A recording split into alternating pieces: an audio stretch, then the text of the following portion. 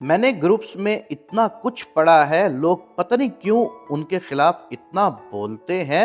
میں نے ماسٹر کیا ہوا ہے، مجھے تو کہیں نہیں پڑھایا گیا کہ شوہر کا جینا حرام کرنا ہے یا گھر والوں کا احترام نہیں کرنا۔ ارے تعلیم تو شعور دیتی ہے۔ میں نے اپنی تعلیم اور حالات اور وقت سے بہت کچھ سیکھا ہے۔ میرے لیے میرا شوہر میرا دوست، ہم سفر، ساتھی ہوگا، شریک حیات ہوگا۔ مجھے ہر پل اس کا ساتھ دینا ہے، سکھ دکھ اکٹھے گزارنے ہیں، ایک دوسرے کی عزت کا خیال کرتے ہوئے محبت سے زندگی گزارنی ہے۔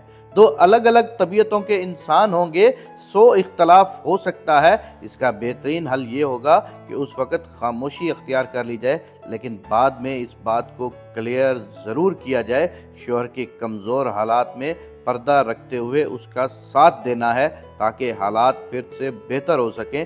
شوہر سے جڑے ہر رشتے کو اپنے رشتوں کی طرح عزت دینی ہے۔ گھر کے کام کاج کرنے میں کوئی برائی نہیں ہے۔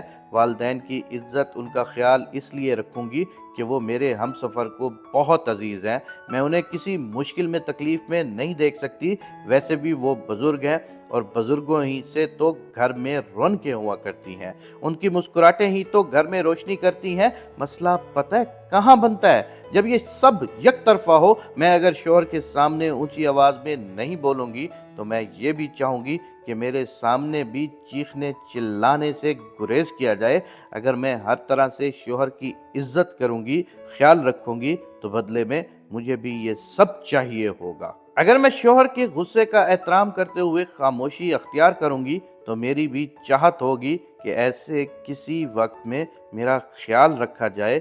شوہر سے کسی انبن کی صورت میں اگر مجھ سے امید رکھی جائے گی، بات کمرے تک ہی رہے، تو میری کسی غلطی کی صورت میں بھی اسی طرح ہی بات کو آپس میں رکھا جائے۔ میری تعلیم نے اگر مجھے یہ شعور دیا ہے کہ غلطی ہو جانے پر اس پر اکڑانے کی بجائے فوراً معذرت کر لی جائے، ارادہ کر لیا جائے کہ آئندہ نہیں کرنا، تو مجھے یہ بھی بتایا ہے کہ تھپڑ کھانا کبھی بھی مردانگی میں شمار نہیں ہوتا۔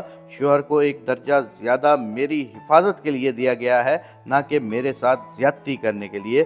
میرے دین نے شوہر کا احترام، اس کی عزت کا خیال، اس کا احترام مجھ پر لازم کر دیا ہے، لیکن کہیں بھی یہ نہیں کہا کہ زیادتی پر صبر کرتی رہو۔ تھپڑ کھاتے کسی جانور کے انسان بننے کے انتظار میں زندگی گزار دو۔ شوہر سے وابستہ رشتوں کا خیال مجھ پر فرض نہیں ہے، پھر بھی وہ میرے شوہر کو پیارے ہیں، اللہ کے بنائے رشتے ہیں، اس لیے ایک گھر کو بہترین بنانے کے لیے میں ان کا بہت خیال رکھوں گی۔ ان کے کام کرنے، ان کے کھانے بنانے مجھے کوئی اعتراض نہیں ہوگا۔ ساس سسر کی کڑوی باتیں بھی یہ سوچ کر برداشت کر لوں گی کہ یہ میرے شوہر کی جنت ہے، لیکن یہ سب بھی ایک حد تک جائز ہوتا ہے۔